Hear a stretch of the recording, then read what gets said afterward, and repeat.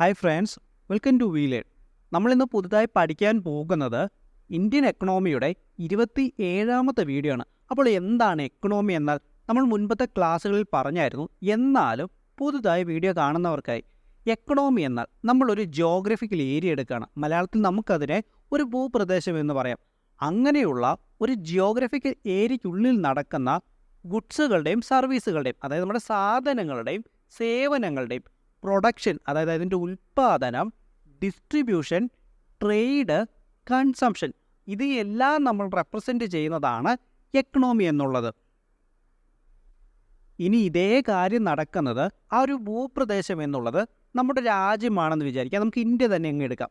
അങ്ങനെയുള്ള നമ്മുടെ രാജ്യത്തിനകത്ത് നടക്കുന്ന സാധനങ്ങളുടെയും സേവനങ്ങളുടെയും പ്രൊഡക്ഷൻ, ഡിസ്ട്രിബ്യൂഷൻ, കൺസംഷൻ, ഇതിനെല്ലാം ചേർത്ത് നമ്മൾ പറയുന്നതാണ് ഇന്ത്യൻ എക്കണോമി.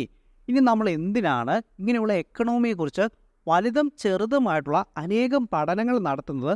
അതിന് കാരണം ഈ പഠനങ്ങൾ വഴി നമുക്ക് ആ രാജ്യത്ത് നിലനിൽക്കുന്ന ഫൈനാൻഷ്യൽ കണ്ടീഷൻ, അല്ലെങ്കിൽ ആ രാജ്യത്തിൻ്റെ സാമ്പത്തികപരമായിട്ടുള്ള സാഹചര്യങ്ങൾ മനസ്സിലാക്കുവാനായിട്ട് സാധിക്കുന്നതാണ്.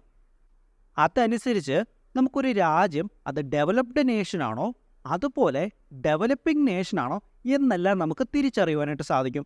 കൂടാതെ ആ ഒരു എക്കണോമിക്കുള്ളിൽ വരുന്ന വിവിധ വർക്കിംഗ് സെറ്റേഴ്സിനെ കുറിച്ചുള്ള അറിവും നമുക്ക് അതിൽ നിന്ന് ലഭിക്കും. ഇനി നമുക്ക് നമ്മുടെ പ്രധാനപ്പെട്ട ടോപ്പിക്കിലേക്ക് പോകാം.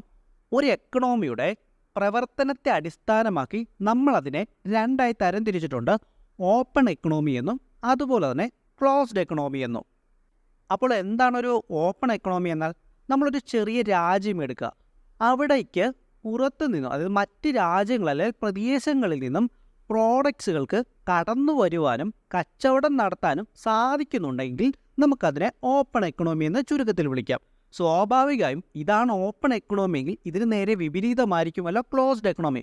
ഒരു ക്ലോസ്ഡ് എക്കണോമി എന്നാൽ അവിടെ അന്യ ജോഗ്രഫിയിൽ നിന്നും, അതായത് അന്യ രാജ്യങ്ങളിൽ നിന്നും സാധനങ്ങൾക്കും സേവനങ്ങൾക്കും കടന്നു വരുവാനായിട്ട് സാധിക്കുകയില്ല. ചുരുക്കത്തിൽ നമുക്കൊരു ഓപ്പൺ എക്കണോമിയിൽ യാതൊരു തരത്തിലുള്ള ട്രേഡ് ബാരിയേഴ്സും ഇല്ല എന്ന് പറയാം. എന്നാൽ ഒരു ക്ലോസ്ഡ് എക്കണോമിയിൽ മുഴുവനായി ട്രേഡ് ബാരിയേഴ്സ് ഉണ്ടെന്നുള്ളത് നമുക്ക് പറയാം.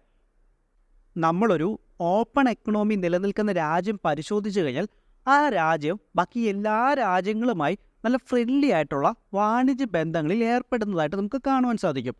നമ്മുടെ ലോകത്തുള്ള ഇന്ന് നിലനിൽക്കുന്ന ഒട്ടുമിക്ക എല്ലാ രാജ്യങ്ങളും തന്നെ ഈ ഒരു ഓപ്പൺ എക്കണോമി മോഡലാണ് പിന്തുടർന്നു പോരുന്നത്.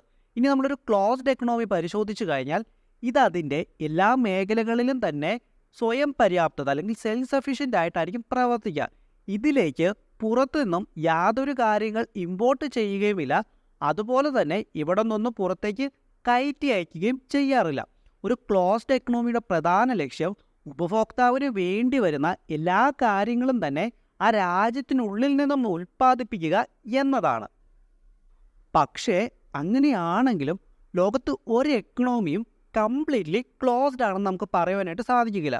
കാരണം ലോകത്തിലെ ഏറ്റവും ക്ലോസ്ഡ് എക്കണോമി ആയിട്ടുള്ള ബ്രസീൽ കൂടെ അതിൽ ഉൽപ്പാദിപ്പിക്കാൻ സാധിക്കാത്ത ചില അവശ്യ വസ്തുക്കളൊക്കെ പുറത്തു നിന്നും ഇമ്പോർട്ട് ചെയ്യാറുണ്ട്.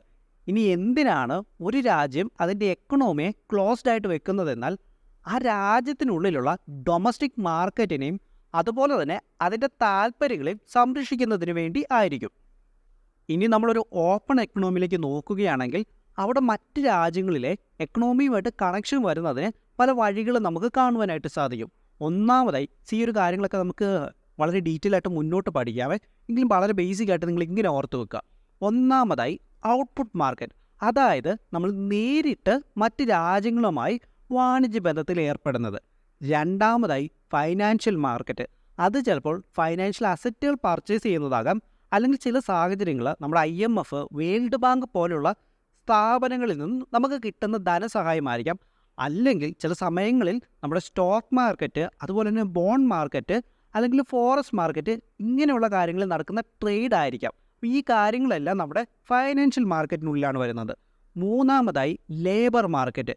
ഇപ്പോൾ ഒരു ഭൂപ്രദേശത്ത് ആരെങ്കിലുമൊക്കെ തുടങ്ങുന്ന സ്ഥാപനങ്ങളും ഫാക്ടറികളുമൊക്കെ കാണാം. അതിലേക്ക് വിവിധ സ്ഥലങ്ങളിൽ നിന്നും പുറത്തുനിന്നുമുള്ള ജോലിക്കാരല്ലേ നമ്മുടെ എംപ്ലോയീസ്, നമ്മുടെ ലേബേഴ്സ് വരുന്നതായിട്ട് കാണാം. ഇതിനെയാണ് നമ്മൾ ലേബർ മാർക്കറ്റ് എന്ന് പറയുന്നത്. അപ്പോൾ നമ്മളൊരു ഓപ്പൺ എക്കണോമിക്ക് ഉദാഹരണമൊക്കെ നോക്കുകയാണെങ്കിൽ നമ്മുടെ ഏറ്റവും നല്ല ഉദാഹരണമാണ് ഇന്ത്യ, USA പോലുള്ള രാജ്യങ്ങളൊക്കെ. അപ്പോൾ ഇത്രയുമാണ് നമുക്കൊരു ഓപ്പൺ എക്കണോമിയും അതുപോലെ തന്നെ ക്ലോസ്ഡ് എക്കണോമിയുമായിട്ട് ബന്ധപ്പെട്ട് പഠിച്ചിരിക്കാനുള്ളത്. നമുക്ക് മുന്നോട്ടുള്ള കാര്യങ്ങളിൽ നമ്മൾ നേരത്തെ പറഞ്ഞിട്ടുള്ള output market, financial market, labour market, ഇങ്ങനെയുള്ള കാര്യങ്ങളിൽ വളരെ ഡീറ്റെയിൽ ആയിട്ടുള്ള എക്സ്പ്ലനേഷനുകളൊക്കെ നമുക്ക് മുന്നോട്ട് പോകുന്ന സമയത്ത് പറയാം. നമുക്കത് നമ്മുടെ ഓപ്പൺ എക്കണോമിയും ക്ലോസ്ഡ് എക്കണോമിയും പഠിപ്പിക്കുന്ന സമയത്ത് നമുക്ക് അതിലേക്ക് പോകേണ്ടതായിട്ടുള്ള കാര്യങ്ങളില്ലാത്തത് കൊണ്ടാണ്. ഓക്കെ, അപ്പോൾ അതിലേക്ക് വീഡിയോ കൺക്ലൂഡ് ചെയ്യുന്നതിന് മുമ്പ് നമ്മുടേത് വളരെ ചെറിയൊരു ചാനലാണ്. നിങ്ങളുടെയൊക്കെ സപ്പോർട്ട് ഉണ്ടെങ്കിൽ മാത്രമേ നമുക്ക് മുന്നോട്ട് പോകാനായിട്ട് സാധിക്കുകയുള്ളൂ.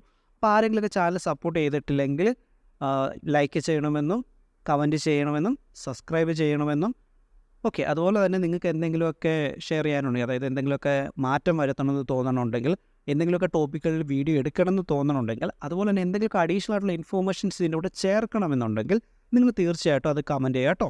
Okay, thank you.